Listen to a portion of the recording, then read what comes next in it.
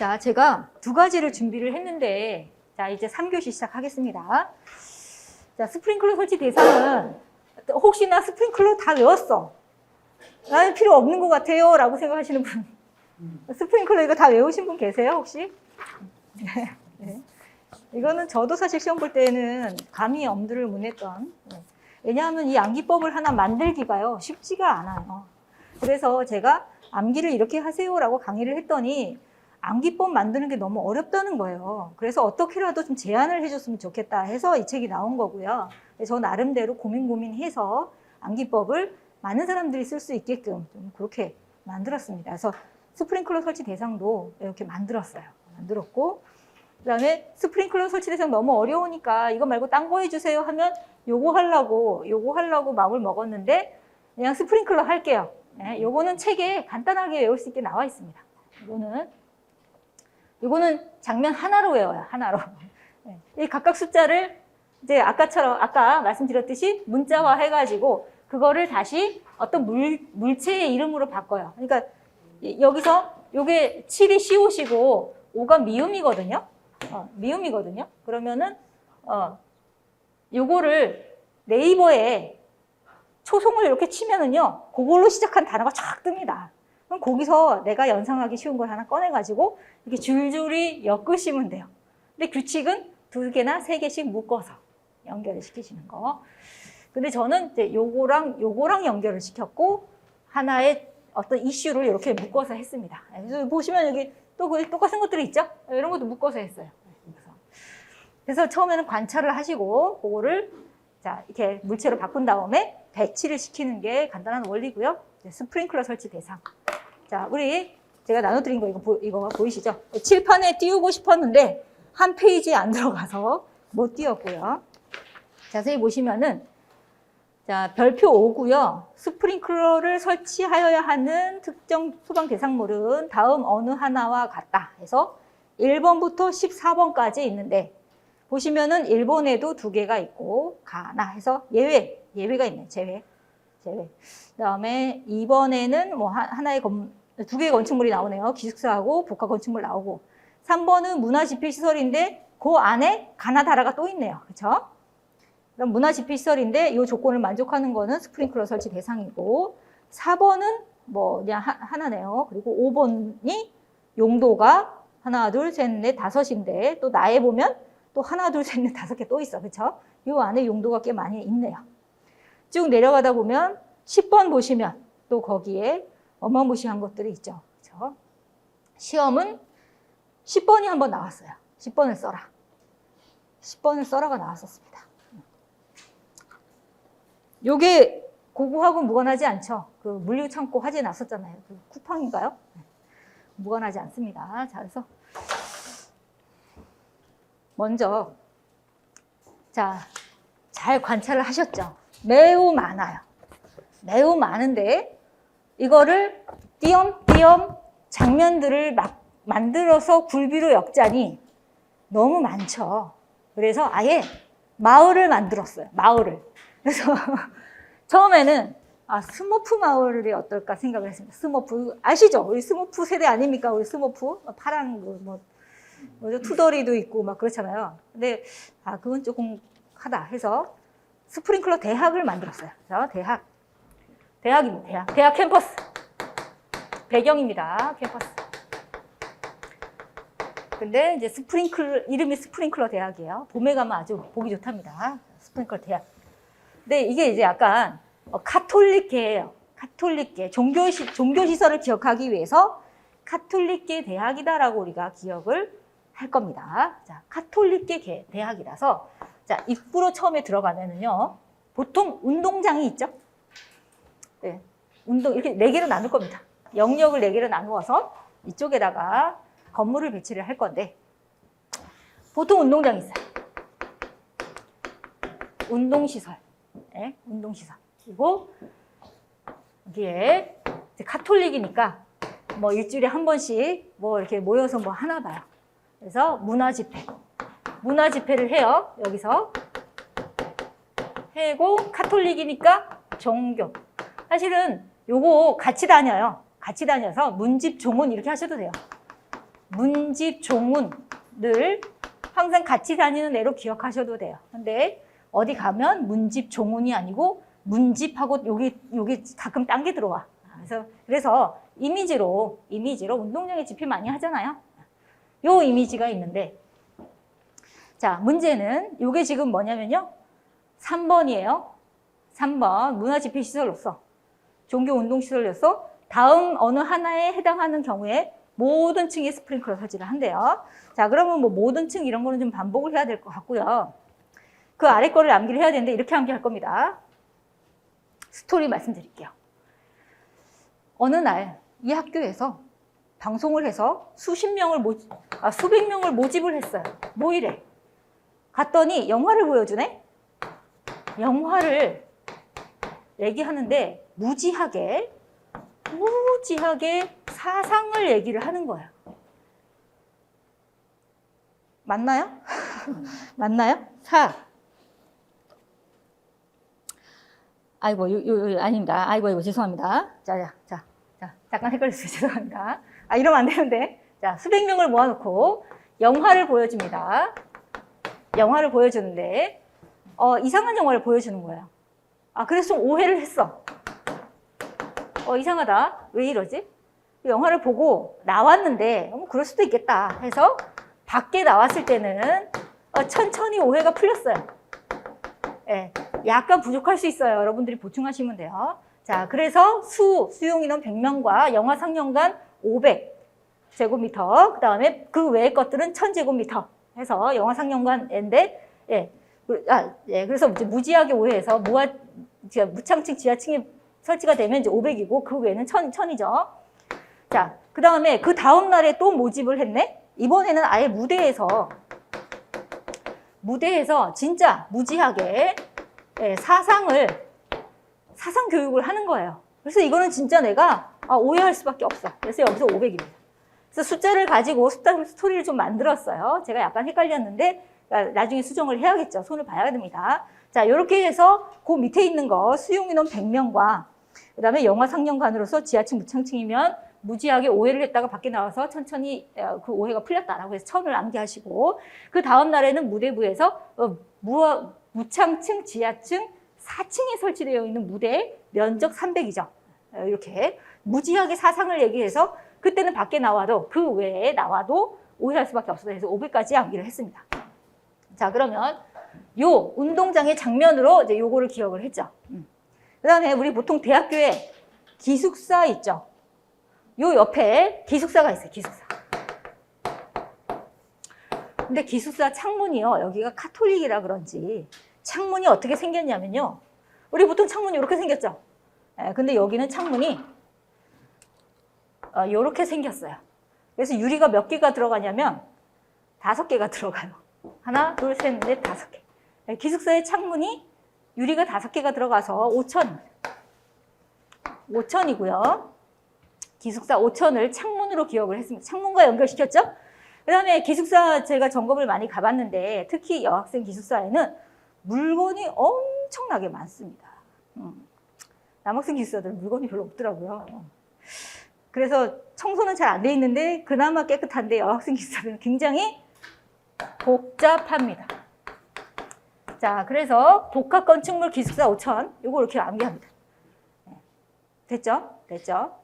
여기 몇 번이냐면 요게 2번입니다. 2번. 자, 그러면 이제 우리가 대학교 캠퍼스를 들어왔을 때 운동장에 있는 거 많이 보셨을 거고 기숙사에 있는 것도 많이 보셨어요. 근데 여기가 특이하게 굉장히 오래된 대학교라서 뒤에 우물이 있습니다. 우물이 있습니다. 우물. 누가 팠어요. 판 우물이 있어요. 우물이 있는데 스프링클러잖아요. 애들이 여기다 스프를 버린 거야. 그래서 개천이 오염이 됐어요.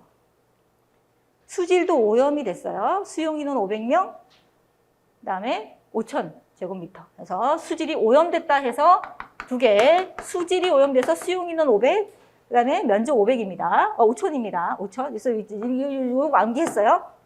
그다음에 제가 교재에다가 뇌박힘에다가 표를 그려놨는데 이 표를 어떻게 그렸냐면 1대1로 대응되게끔 그렸고요. 여기서 물이 흘러서 이쪽에 공장과 창고가 있는 곳입니다. 물이 흘러서 일로 들어갔다. 그래서 물류 터미널은 또 다른 조건이 들어가는데 어쨌든 제가 지금 장면을 설명을 하고 있고요. 학교에 가면은 미대가 있죠. 예술대학은 보통 그 학교에 가장 깊숙한 곳에 있더라고요. 그죠? 동의하시나요? 네. 제가 가본 바로는 그렇습니다. 제가 이제 그 시립대 대학원을 다니고 있는데 그 예술대학 가장 그 연못 뒤에 있더라고요, 진짜. 거기서 좀 착안을 했습니다. 그래서 걔네들이 쓰는 작업실이 있는 거예요. 공장 창고가 있어요. 공장 창고가 있어서 자 여기서부터는 판매 시설 우가 뭐죠? 판매 시설. 운수 시설이니까 판운물이네요. 예, 판운물. 우라고 쓰니까 헷갈렸네.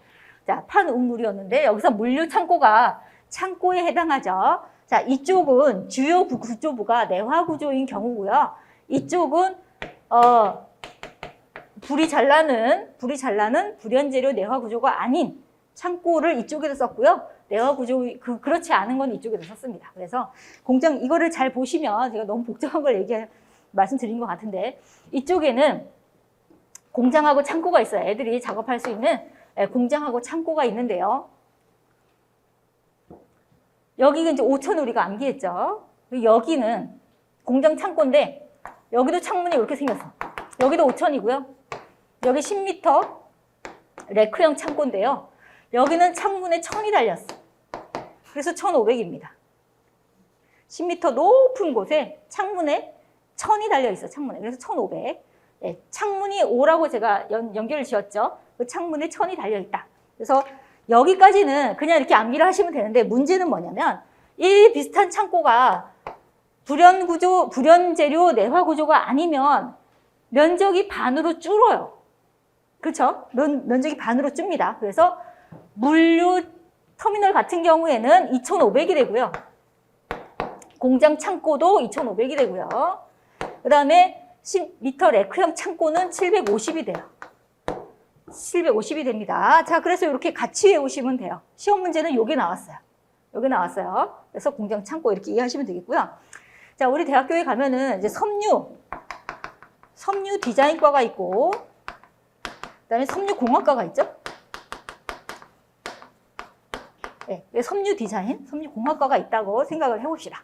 네, 섬유를 왜 제가 굳이 섬유를 얘기했을까요? 뭐하고 연결시켰을까요? 섬유는 뭘 다루죠? 섬유를 다루죠. 섬유를 우리가 뭐라 부르죠? 천이라고 부르지 않나요? 천? 그래서 요거는 천이에요, 천. 여기서부터는 이제 바닥 면적이 1000입니다. 섬유공학과에서 특수한 천을 자, 그래서 섬유공학과에서 특수한 천을 개발을 했어요. 방사능을 차단할 수 있는. 자, 여러분들이 지금 스프링클러 설치 대상을 다 알고 계시면 제가 무슨 얘기하는지 알고 계실 텐데 아무튼 특수가연물이 있고요. 특수가연물 천이에요. 그 다음에 방사능과 관련된 원자력 발전소는 이게 스프링클러 설치를 해야 되는데 자, 요거 암기하려고 특수 방사능이 차단되는 천을 공학과에서 개발을 해서 이거를 공장에다가 넘겨요. 네, 그러면 여기 이쪽 불 내의 구조에서는 여기가 500으로 바뀌어요. 특수 500으로 바뀝니다. 반. 그래서 이 그림을 대조시켜서 그렸어요. 이쪽에 있는 것들이 이쪽으로 넘어오면 반으로 줄거든요. 네, 그래서 자, 천을 무지하게 사랑하는 애들이 무지 사랑하는. 그래서 무창층 지하층. 그 다음에 4층 이상이면 그 층의 바닥 면적이 1000 이상이 되면 스프링클러 설치해야 됩니다. 그래서 천을 무지하게 사랑하는 섬유 디자인과에서 공장으로 넘겼더니 여기서는 이제 500이 되는 거죠. 공장 창고로서 무창층 지하층 4층이면 500제곱미터 이상이면 자, 불연 재료 내화 구조가 아니면 500제곱 이상이면 스프링클러 설치해야 됩니다. 강화가 되는 거죠. 자, 그렇게 해서 두 가지를 비교를 하셔서 하시면 되는데 제가 지금 설명하느라고 너무 헷갈린다라고 생각하실 수 있겠지만 교재에 굉장히 간단히 이렇게 잘 보이실지 모르겠지만 나중에 한번 보십시오. 표로 이렇게 간단하게 2분의 1 해서 탁 넘길 수 있게 해놨습니다. 그래서 그걸 보시면 되겠고요. 자, 그러면 먼저 자, 운동장 장면이 하나 있었고요. 그 다음에 아주 복잡한 기숙사, 창문이 특이한 기숙사 하나 있었어요. 그래서 기숙사 5천, 이제 우리 오늘 수업 들으신 분들은 자, 스프링클러 설치 대상에 기숙사 5천은 절대 안 까먹을 겁니다. 그렇죠? 네, 그 다음에 우물이 있었는데 거기서 물이 오염됐어. 그렇죠? 오염돼서 이쪽 공장 쪽으로 흘러갔는데 오염됐기 때문에 수용 인원 500. 수용 인원 나오는 거는 이거밖에 없어요. 여기 밑에는 수용 인원 없습니다. 그러면 같이 이쪽으로 물이 흘러갔기 때문에 물류 창고도 수용 인원 250명, 그 다음에 면적 2,500이 나옵니다. 반으로 줄었다는 거. 자, 이렇게 해서 정리를 하시면 되겠고요. 그 다음에 우리 대학교를 가시면요. ROTC 보셨죠? 네, 그분들이 보통 군대를 가시면 뭐 육사라고도 하나요? 육사. 자, 그래서 ROTC 건물이 있어요. 이 육사가 가요. 6층입니다. 그래서 6층. 6층짜리 ROTC 건물이 있다. 건물 기억하시면 돼요. 그러면 6층 이상이면 무조건 스프링클러 설치를 해야 되죠. 그렇죠? 그런데 조건이 있어. 역사가 있어요. 이 건물에. 이 학교에서 아파트를 개조해가지고 이거를 만들었대요. 그렇죠? 그래서 소방시설은 아파트에 설치된 소방시설 그대로 적용이 됐대. 그 내용이 뭐냐면 그 내용이 1번입니다. 층수가 6층 이상인데 아파트 등을 리모델링 했을 때는 아파트 당시, 사용검사 당시 소방시설을 적용한다라고 되어 있죠. 자, 그거 암기하기 위해서 요 육사 건물에다가 약간의 스토리를 넣습니다. 원래 아파트 리모델링해서 만들었다라고 약간의 스토리를 넣고요. 보통 대학교에 의대가 있죠. 병원이 있어요. 병원이. 자, 여기서 이 스프링클러 개정 안에 약간의 오류가 있는 것 같습니다. 제가 원래는 어떻게 외웠냐면 어떤 산모가 진통이 와서 응급실에 왔어요. 여기에. 그래서 원래 1층이 조산원 산후조리원이었는데 개정안에 그게 없어요. 그래서 아마 오류지 않을까 싶어요. 그게 없어지고 숙박시설이 들어왔더라고요. 그래서 숙박시설은 면적이 여기는 여기 육사가 있잖아요. 요 옆에 있는 건물이라서 똑같이 6으로 시작하는데 여기는 600제곱미터고요. 요걸로 연상을 하시면 되겠고 이 병원의 건물 600제곱미터면 스프링클러 설치해야 되는데 자 1층이 조산원이었는데 그거는 없어진 이제 고시가 나와 봐야 알겠어요. 네, 그건 모르겠고 그 다음에 여기에 치안이 요양을 하고 있어요. 치과병원, 한방병원, 요양병원. 네. 근데 얘가 정신이 좀 이상해. 치안. 그래갖고 정신의료시설로 들어간 거예요. 그 위에 정신의료과가 있고 그 다음에 여기 숙박을 해서 근무하는 수련의들이 있어요. 그리고 여기 숙박시설이 있다. 이렇게 해서 요 건물을 하나 기억을 하십니다. 그래서 원래 1층에는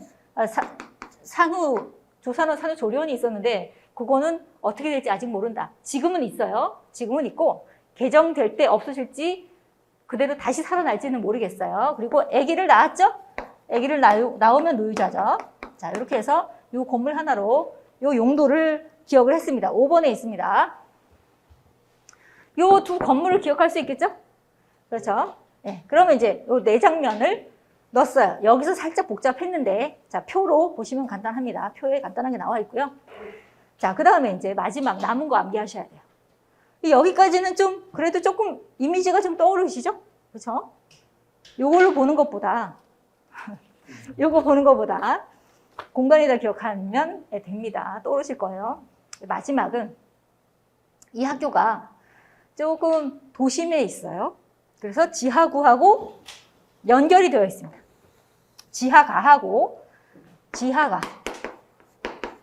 지하가하고 연결이 되어 있습니다. 지하가로서 그래서 우리가 이 대학을 가려고 지하가를 천천히 걸어갔대요. 천천히. 네, 천에는 천천이라고 해서 천을 기억했는데 마음에 안 들면 바꾸셔도 됩니다. 아무튼 저는 지하가를 천천히 연결 가다 보니 이 학교랑 연결이 되어 있는데 어디로 연결이 되어 있냐고 봤더니 보일러실하고 연결되어 있네. 보일러실에 연결이 되어 있는 거야. 그래서 자, 보일러실과 연결 통로에도 스프링클러 설치해야 된다는 기준이 있죠. 네, 그래서 보일러실에 가서 눈에 너무 좋아 보이길래 뭔가를 훔쳐왔는데 뭘 훔쳐왔냐면 배터리를 훔쳐왔어요. 배터리는 뭘까요? 전기 저장시설. 전기 저장시설 암기하려고 배터리를 연상해서 물건으로 전기 저장시설 해서 물건으로 기억을 하려고 배터리를 훔쳐왔다. 훔쳐왔다. 자, 여기까지 괜찮죠? 자, 그럼 우리가 배터리를 훔쳐오면 어떻게 됩니까? 배터리를 훔쳤어. 절도를 한 거죠. 그럼 어디로 가죠? 잡히면 유치장으로 가죠? 유치장, 경찰서, 유치장. 자, 유치장 있죠? 스프링클러 설치 대상에 보이시죠? 네, 유치장을 갔어. 그러면 여기서 분류가 됩니다. 20살, 몇 살이죠? 우리 뭐 소년법 하려면 얘가 애야, 애기야. 그러면은 일단은 소년원으로 가겠죠? 여기서 이제 분류를 합니다. 애면 소년원으로 가요.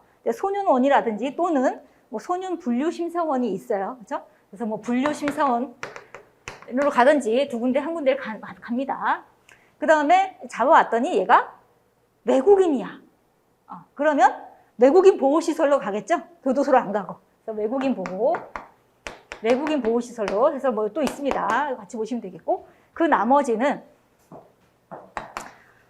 그 다음에 앞글자 땄어요. 보교구지, 그 다음에 보호갱. 하고 또 하나 더 있는데, 그 다음에, 그 다음 뭐죠? 보호갱, 그 다음에, 치료감사. 그래서 요거는 앞글자를 땄는데, 이 앞글자도 얘가 교도소에 가서 보호를 받을 수 있는데, 굳이 깽단이 보호받고 있는 곳으로 가서 맞아서 치료를 받았다라고 스토리를 짰습니다. 그래서 보교구지, 보갱 치료는 여러분 가지고 있는 자료에서 12번의 가의 용도를 암기하기 위해서 12번의 가나 다가 있죠. 다가 유치장이고, 그래서 먼저 유치장에 갔고, 그 다음에 요거하고 요거가 가에 나오고 있죠? 네, 가에 나오고 있어요. 보호감호소, 교도소, 구치소, 지소, 그지소, 보호관찰소, 갱생보호시설, 치료감호시설, 소년원, 소년분류심사원의 뭐죠? 수용거실 해서 그 용도를 암기하기 위해서 자, 유치장이 이제 배터리를 일부러 전기 저장시설을 절도를 시켰고 유치장에 보냈다가 분류를 했습니다. 자, 여기가 스프링클러 이제 끝났어요. 자, 이거를 반복하는 것보다 이 스프링클러 대학을 떠올리고 하나하나, 그래서 좀 작전이 뭐냐면 4개로 구분을 했어요. 이쪽에 건물, 6과 관련된 건물, 6사 건물과 600의 건물이 있었고 용도는 충분히 기억해낼 수 있으시겠죠. 자, 요거는요, 제가 44강을 하고 나서 그 암기법에 어느 정도 익숙해지신 후에 제일 마지막 시간에 해드리는 거예요. 그래서 오늘 좀 힘드실 수 있어요. 오늘 좀 힘드실 수 있어요. 일단은 이 스프링클러 설치 대상을 일단 몰라서 조금 어려우실 수 있는데 44강째 제가 이걸 해드리고 이거를 굳이 보여드린 이유는 어려운데 보여드리는 이유는 불가능해 보이는 것을 가능하게 만드는 것이 암기법이다라는 것을 보여드리려고 이렇게 했습니다. 그래서 암기법을 적극 활용하시고 뇌박힘에 나와 있는 하지안전 기준 뇌박힘에 나와 있는 암기법이 좀 안 맞는다 그러면 거기서 아이디어를 얻으셔가지고 바꾸셔도 되겠고요. 그다음에 제가 숫자를 메이저 시스템으로 해서 숫자를 가나다 초성에다가 대입시켜서 문자화해서 기억을 했는데 어렵다고 하시는 분들이 많으세요. 근데 그 방법을 써야 숫자를 정말 헷갈리지 않고 암기를 하실 수 있습니다. 우리가 그 ESFR로 가면은 숫자가 0.1이 막 달라요. 0.1이 막 차이가 나요. 똑같은 비슷한 건데도 통일을 시키지 않았어요. 왜냐하면 여러 사람이 만들다 보니까. 그리고 NFP, 미국에 있는 그 방화 규정을 가지고 와서 인치를 센티미터 이런 걸 바꾸다 보니까 소수점이 막 달라. 근데 그런 걸 어떻게 구분해? 그런 건 그냥 이렇게 가나다로 하면 되거든요. 그래서 그거를 꼭 활용을 하시라고 일단 강조를 드리고요. 나는 도저히 이거 못하겠어 하시면 그것만 기억하세요. 그거를 자유자재로 써서 쉽게 공부하는 사람하고 경쟁하고 있다는 거를 꼭 기억을 해주세요. 그래서 암기법을 반드시 활용을 적극적으로 하시고 마음을 좀 열고 받아들이시기를 바라겠습니다. 네. 자, 혹시 뭐 궁금한 거, 나 이거 좀 안 외워진다 하는 거 그런 거 있으신가요?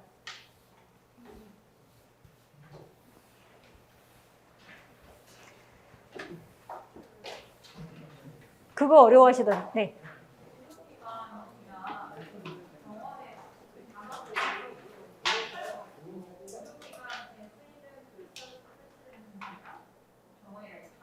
아, 병원과 의료기관이 약간, 아, 그거 헷갈리네요. 그거는 제가 아직은 따로 구분하는 방법은 없습니다. 디테일은 10회독을 하면 가능하긴 한데, 예, 가능하긴 한데, 디테일은. 근데 그게 만약에 내가 이렇게 10회독을 했음에도 헷갈린다 그러면 거기에 장치를 하나 넣으시면 되겠죠. 네, 네. 네. 그거를 구분, 네? 네, 문장이 어렵죠. 네, 근데 문장은 저걸 하셔야 돼요. 그러니까 키워드를 뽑아내는 방법밖에 없고요. 네. 자, 그리고 뭐 또 궁금하신 거 없으신가요? 책이요? 법규? 법규는 빠르면 12월 달에 나오고요. 조금 늦으면 1월 달쯤에 나올 것 같아요. 근데 법규는요, 제가 이제 보니까 법규가, 두 종류의 책이 있더라고요. 아예 정리가 돼서 암기할 것만 쏙쏙 뽑아놓은 법규책이 있고 아예 원문을 실어놓은 법규책이 있더라고요. 근데 관리사를 준비하는 입장에서 어떤 게 더 필요하시다고 보세요?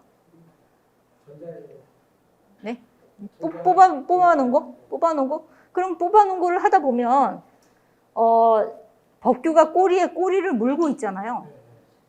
그러면 이 법이 무슨 건축 뭐 관리법에 나와 있는 건지 건축 설비법에 나와 있는 건지 모를 수가 있잖아요. 그렇죠? 그래서 제가 교재를 이렇게 편성을 했어요. 네, 그래서 제가 고민을 많이 했는데, 자, 쏙쏙 뽑아놓은 것만 보자니 불안해. 그렇죠? 네, 그래서 만약에 방화구획이다 그러면 방화구획 이렇게 해가지고 여러분이 암기할 것을 여기다 이렇게 암기를 하게끔 해놓고 여기다가 암기법에서 방화구획을 암기할 수 있는 장면을 그려놨어요. 네. 그리고 여기다가는 법규 스크랩 해가지고 요 원문을 조그마한 글씨로 포스트잇 붙이듯이 여기 몇 주 몇 항 요거에서 행정안전부령으로 정한다. 그러면 그 행정안전부령 여기다 붙여놓고 해서 요거와 관련된 법을 여기다 싹 모아놨습니다. 그래서 이렇게 집필을 하고 있고요. 어떻게 괜찮으신가요? 그렇게? 좀 보기, 그러니까 사실 외울 건 이건데 불안하단 말이죠. 그러면 방화구획 쭉 보다가 마지막에 행정안전부령으로 정한다. 그러면 행정안전부령 찾으러 가야 되잖아요. 그렇죠? 검색해야 되잖아요. 검색할 시간을 줄이기 위해서 여기다 갖다 놔둔다는 거죠. 그렇게 좀 구성을 하고 있습니다. 네, 시간이 굉장히 많이 걸리더라고요. 다른 질문 없으신가요? 시간이 좀 남았는데. 학생들하고 점검표하고 서로 이제 매칭해가지고 배우라고 그러는데, 네. 어떤 것은 보면 이제 그 규정에 있는 내용하고 약간씩은 보니까 맞아요. 그 문구가 좀 달리 네. 쓰여 있는 부분들이 있는데, 네네네. 그것들을 좀 이렇게 어떻게 지역을 네네. 그래서 점검표도 이제 만들 건데요. 점검표를 보니까 그 공통된 게 되게 많죠. 네. 수계에서는 공통된 거 하나 외우면 사실 별로 외울 게 없더라고요. 그렇죠? 가스계도 그렇고 공통된 거 쫙 있잖아요. 그리고 추천하는 거는 사실 저희 공부할 때는요. 점검표가 시험에 나오긴 했는데 점검표를 따라 안 외우고 화재안전 기준 내용을 썼더니 점수를 주더라고요. 근데 이제 그때부터 점검표가 계속 나오기 시작했어요. 왜냐하면 아까 말씀드렸듯이 점검표가 사족이 별로 없어. 뭐 별표, 뭐 일에 의한 이런 가로가 일단 없고 채점하기 되게 편해. 그리고 딱 문제 내기 좋게 4개, 5개밖에 없어요. 네, 그래서 최근에 점검표가 많이 나오고 앞으로도 많이 나올 것 같고요. 화재안전 기준을 다 내 걸로 만드시면 점검표에서 어떤 걸 외워야 할지가 보여요. 그래서 점검표는 보통 1차 다 공부하신 다음에 화재안전 기준 어느 정도 하신 다음에 마지막에 보통 암기를 하시죠. 마지막에 암기를 하셨는데 그 고민을 하고 있습니다. 전공편 어떻게 암기할지 고민을 하고 있는데 공통점을 찾고 있어요. 그러니까 여부, 설치 여부, 그렇죠? 어떤 건 설치 여부고 뭐 그렇잖아요. 조금 약간의 차이가 있잖아요. 그래서 그 공통점을 찾고 있습니다. 그래서 어떻게 하면 최대한 간단하게 암기할까 고민을 하고 있습니다. 그리고 저도 사실 제가 공부할 때 암기법을 처음부터 끝까지 다 써서 암기한 거 아니에요. 시패독을 하면 자연스럽게 써진단 말이죠. 시패독을 읽기만 하는 게 아니라 쓰잖아요. 보통 이렇게 제목만 써놓고 목차 딱 띄워놓고 기억나는 건 옆에다 쓴단 말이에요. 그리고 확인해보고 안 외워진 거 다시 외우고 해서 이제 해독수를 늘리는데 그 중에서도 정말 헉 소리 나는 것만 암기법 만들었어요. 그래서 스프링클러 그 별표에 나오는 표 있죠. 그거 암기법 만들었고 그 다음에 뭐 저는 이제 9회 때 붙었기 때문에 그렇게 많이 암기하지 않았어요. 그러니까 공부 양이 지금은 많이 늘어난 거예요. 근데 저 여기서는 이제 그래서 제가 새로 만든 암기법이 되게 많고 저한테는 좀 너무 재밌었습니다. 이 책을 쓰면서 가장 재밌었던 부분이 이제 암기법 만드는 게 가장 재밌었습니다. 목차를 어떤 분이 목차를 잘 쓰면 이미지가 잘 기억이 나서 기억하는데 많이 도움이 된다 하면서 목차를 많이 써보라고 교수님 와서 하신 것을 비슷한 얘기를 하시더라고요. 네. 그걸 어떻게 정리하는 게 좋을지. 목차요? 네. 아까 그 말씀드렸던 이용규 변호사는 색칠을 했대요. 그래서 아까 제가 그래서요 네바킴 강의를 할 때 목차를 말씀드리려고 굉장히 노력을 많이 했습니다. 특히 재현 같은 경우에는 재현과 내지는요 목차 정리하면 끝나요. 그거는 좀 복잡하잖아요. 근데 목차로 좀 이렇게 뭔가 깔끔하게 정리를 해드렸고요. 옥내수화전 같은 경우에 일단 목차가 제가 이제 뭐 첫 번째는 1조는 보통은 안 읽으셔도 되고 2조가 정의죠. 그다음에 제가 수갑에 전제배라고 합니다. 전제배. 그래서 수원, 가압송수장치, 배관. 그다음에 전원, 제어반, 배선. 요거는 수기에서 공통적으로 나와요. 그래서 저희가 강의할 때 자, 옥내소화전, 수갑에, 정갑에 있고 나머지 보시면 돼요. 하고 옥외소화전에 같은 경우 여기 이제 옥내, 옥외 같습니다. 예, 수갑에, 정갑에 똑같이 요거 똑같고 여기에서는 옥내소화전 함, 방수구 뭐 이런 것들이 나와요. 이렇게 목차를 정리함으로써 어떤 것이 공통되고 어떤 것이 차별화되고 어떤 것을 외워야 하는지가 일단 나오죠. 옥외도 똑같아요. 정의, 수갑에, 전제배 해놓고요. 차이가 분명히 있을 거예요. 차이가. 그러면은 목차를 이렇게 써놓고요. 여기에다가 차이점을 쓰세요. 화재안전 기준을 다 암기하셨으면 요거만 써놔도 대충 어떤 내용이라는 게 감이 올 겁니다. 수원이나 옥상수조 이런 내용이 있는데 여기에 보시면 옥외소화전에는 옥상수조 없어요. 옥상수조 없어요. 또 배관에 가면 송수구 없어요. 네. 그러면 차이 외울 것은 옥외소화전에 방수구하고 방수구인가요? 하여튼 이거하고 함에 대한 규정만 암기하면 끝나는 거죠. 그 다음에 가장 처음에 나와 있는 설치 대상. 별표 5죠. 사실 별표 5가 네바킴 화재안전 기준에 다 들어가 있어요. 화재안전 기준 첫 번째에 다 들어가 있습니다. 그래서 암기법을 다 만들었어요. 다 만들었어요. 그리고 마지막에 좀 힘든 옥내 자탐, 스프링클러, 시각은 나중에 44강의에서 해드리고요. 그거는 그 스프링클러 대학이 나왔잖아요. 근데 옥내소화전에서 600만 불의 사나이와 오기 이모가 만나서 결혼을 해서 자동화재 탐지 설비에 가서 신혼집을 차리고 자식을 낳아서 큰아들이 시각경보기가 되는, 그래서 걔네들이 대학을 스프링클러 대학으로 가는 그런 스토리를 만들어 드렸습니다. 자, 그래서 이제 목차를 이렇습니다.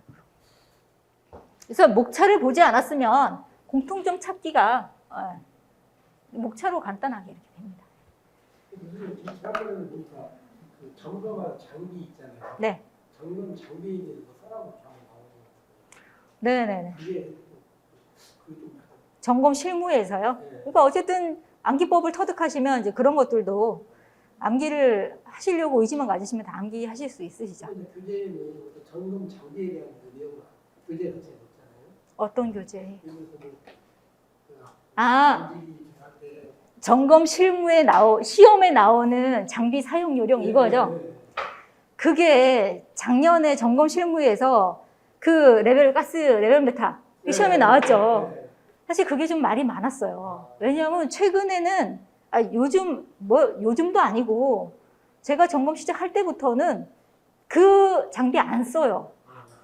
그거는 책에 나오는 장비고요. 요즘 다 전자식이에요. 되게 간편하게 나오고 지금은 또 방사능 물질 쓰기 때문에 그거 안 써요. 초음파 방식 쓰거든요.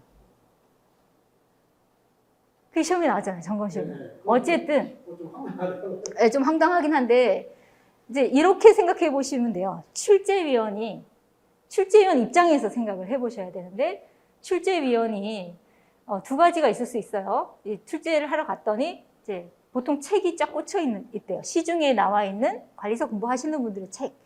그럼 거기서 뽑아서 내요. 왜냐하면 자기 혼자만 알고 있는 거 내면 안 되잖아요. 그래서 거기서 내기 때문에 그 가스 레벨 메타가 거기에 있었던 거예요. 옛날부터 교재에 있었던 거. 그게 일단 나왔고요. 그 다음에 또 한 가지는 관리사 경험이 많으신 분이 출제위원으로 들어가서 점검을 많이 한 사람이면 알 수 있는 내용 있죠. 그걸 또 내세요. 이렇게 해서 두 가지로 보시면 돼요. 근데 점검 실무에서 그 보통 교재에 나와 있는 점검 장비 사용 요령 그 정도만 외워주시면 되지 굳이 시중에 나와 있는 그 제조사 들어가가지고 그 설명서까지 외우실 필요는 없다. 그 제품 광고하는 것도 아니고 그렇죠? 예. 아까 말씀하신 그 기사하고 네. 기사는 기출 문제 네네. 네. 안에도 예예. 시술관리사는 네. 기출 문제는 같은 거 나온다. 같은 게 안 나오죠. 네. 근데 그 드래프는 그 기출 문제 1,200개 이런 거 찾아가지고 10회 정도 낸 사람도 있더라고요. 네네. 기출문제 1200개를 어디서 찾아요? 모르겠어요. 그 인터넷에 보니까 기출문제가 그러시면은 그분은 기출문제를 바탕으로 예상문제 1000제를 뽑았겠죠. 네네. 기출 문제 중심으로 네. 공부했더라고요. 그렇죠 뭐. 네. 이제 우리가 보면은 시설 관리사 공부를 저는 이제 아직 안 했거든요. 그 기사 공부만 하다가 기사에 좀 익숙해 있잖아요. 근데 그 기사 공부나 위험물도 보면은 여기도 보면은 그 관련돼 가지고 뒤에 엄청나게 많은 양을 또 펼쳐놨잖아요. 그런 내용들을 관련된 내용들을 같이 공부하게 되면 어차피 속에 있는 건 어차피 버리고 그렇게 하면 어느 정도 아웃라인에서 60점 넘을 수 있는 거 아닌가요? 지금 제가 말하는 건 똑같은 문제가 나온다는 게 아니고 그런 유형의 문제가 방금 말씀하신 대로 출제위원들도 뭐 공감을 할 수는 없잖아요. 일이랑 무슨 유형이 나오는데 그런 거를 제가 말이 질문 좀 무슨 말인지 알고 있습니다. 네, 네. 그러니까 관리사를 굳이 A부터 Z까지 교재를 갖다 놓고 딸딸딸 외우는 것이 아니라 예상이 되는 것들을 뽑아서 시험에 나올 법한 것을 뽑아서 그것만 암기하면 되지 않느냐. 그 말씀하시는 거 맞죠? 1000개를 뽑든지 뭐 10,000개를 뽑든지 예, 그 방법도 있을 수 있죠. 근데 그 뽑는 게 쉽지 않죠. 기존에 나온 거를 연관해가지고 하면은 60점 어차피 넣으면 되니까. 근데 어차피 60점이요. 요거 말씀 안 드렸구나. 예. 일단 상대평가입니다. 관리사는 상대평가고요. 절대평가라고 아시고 계시잖아요. 60점. 근데 작년을 보면 나는 분명히 합격했는데 떨어진 분들이 굉장히 많았던 이유가 점검 실무가 쉬워가지고 시험을 보고 오면 사실 그렇게 얘기를 하고 싶어. 그쵸? 파이어 리더에 가서 관리사 시험 완전 쉬웠다 한 거예요. 그럼 어떻게 됩니까? 출제위원이 그걸 봐요. 절대로 가셔가지고 시험 보고 나와서 너무 어려웠다 얘기하셔야 돼요. 합격하시고 싶으시면. 네, 그래가지고 점수가 굉장히 박했어요. 자, 기사는 100%라고 했을 때 기본 아주 쉬운 거, 아주 기본 깔아주는 거 30% 나오고요. 3분의 1이 나오고요. 3분의 1. 그 다음에 자, 어느 정도 공부를 해서 풀 수 있는 거 3분의 1이 나오고 기사 1차 같은 경우에는요. 정말 아무도 못 푸는 문제가 3분의 1이 나와요. 그래서 이거 풀려고 덤벼들면 기사 1차를 못 끝내. 왜냐하면 유체역학 중에서도 그 교수님만 아는 거 나와요. 네. 전기에서도 정말 전기공학자들 많은 것만 나와요. 이거 버리고 1차는 요것만 공부하는 게 포인트고요. 그 다음에 이제 실기에서는 맨날 기출문제 돌리는 게 나오니까 웬만하면 다 어떤 막 80점, 90점도 맞을 수 있어요. 그리고 기술사는 자, 제가 6문제 중에 반 정도가 기본 문제가 나와요. 그래서 그 기본 문제를 충실하게 쓰고 약간의 얘가 정말 실무가 있구나를 보여줄 수 있는 남들보다 조금 더 쓰면 더 써서 야, 내가 지금 여기서 지금 6문제 중에 4문제를 했는데 교재에 나와 있는 거 그대로 썼다든지 어느 정도 정답으로 내가 썼다. 아, 내가 4문제는 정답을 다 썼어. 그러시면 그게 각 문제마다 100점이라고 생각하면 60점이 나와요. 그러니까 기술사는 100점이 60점이야. 무슨 말인지 아시겠죠? 100점이 60점입니다. 그 다음에 남들이 못 쓴 걸 써야 돼요. 남들이 못 쓴 걸 선택을 한다든지 그래야 상위 1등급 4%에 들어가는 거예요. 4% 아니에요. 남자분들은 2%고요. 여자분은 5%예요. 합격률이. 관리사는 뭐 90점도 맞을 수 있어요. 근데 똑같이 써야 돼. 똑같이. 그렇죠? 똑같이 써야 돼. 그리고 이제 약간의 쉬운 문제가 20, 30%가 나와요. 이거는 아까 말씀드린 것처럼 뭐 종단 저항 설치 기준. 그러니까 10회독하면 충분히 내가 쓸 수 있는 것들이 이 정도가 나오고요. 그 다음에 이제 여기서 당락을 결정짓는 문제가 나오고 굉장히 희한한 문제가 나와요. 한번 슬쩍 봤으면 좀 반 정도 쓸 수 있는 거. 아까 얘기했던 수신기 형식 승인이라든지 저번에 했던 그 예비펌프, 주펌프, 시퀀스 하는 거 있죠. 뭐 그런 문제가 나와요. 그러면 어쩔 수 없이 틀리는 거라든지 아니면 정말 틀리게 하려고 문제를 꽈서 내요. 근데 저 때 그랬거든요. 시험 문제를 나는 맞았다고 생각했는데 물어본 게 그게 아니래. 근데 그 용어가 아주 미묘한 단어 차이였는데 어떤 교재에서는 그 말을 A라고 대답해 놓고 어떤 교재는 B라고 대답해 놨는데 그 출제위원이 B만 합격으로 한 거예요. 이걸 소송을 걸어가지고 이겼어. 이거는 문제가 잘못됐다 해서 한 명이 소송을 걸어가지고 이겼어요. 이건 나가면 안 될 것 같은데 아무튼 그렇습니다. 네, 그런 문제가 나와요. 네, 이렇게 출제가 됩니다. 그러면 이제 충분히 20, 30% 뽑을 수가 있고 이것도 뽑을 수 있어요. 그래서 뽑아서 하셔도 돼요. 근데 이제 그게 매년 적용이 되냐 그거죠. 17회 하고 20몇 회지? 20회였나? 여기서는 법규 문제가 어마어마하게 나왔어요. 법규 문제가 여기는 거의 반이 법규가 나왔어요. 건축법 나오고 뭐 피난 안전구역 나오고 했는데 18회, 19회에서는 또 법규 문제 하나도 안 나왔어요. 맞습니다. 그거는 선택의 문제죠. 선택하셔도 되고. 어쨌든 어려운 시험은 맞습니다. 근데 가끔 이제 그런 사람이 있어요. 운 좋게 그냥 정말 확 붙은 사람. 뭐 어쩔 수 없지. 뭐 그런 사람이 있을 수밖에 없는 거예요. 정말 뒤로 넘어져도 뭐 어떻게. 그거는 좋은 거고. 소가 뒷걸음질 쳤는데 뭐 뒤를 잡고 막 그런 거 케이스는 어쩔 수 없이 있습니다. 근데 그거에 기대기는 너무 불확실한 거죠. 암호 선택에 면제받는 사람들은 그것 또한도 그것도 자기 선택의 그거네요. 그렇죠. 근데 내가 너무 시간이 없다 그러면 위험물 기능장이 있다. 그럼 한 과목만 선택하세요. 짧은 시간 안에 시험 범위가 주니까 좋은 방법이고. 합격자들을 보면 90%가 대부분 다 두 과목 다요? 네네. 그러니까 어떻게 될지 모르니까. 네. 좋습니다. 다른 질문 없으신가요? 시간 다 됐는데. 네, 그러면 들어주셔서 정말 감사드립니다. 모두 여기 오신 분들은 다 합격하실 것 같아요. 네, 감사합니다.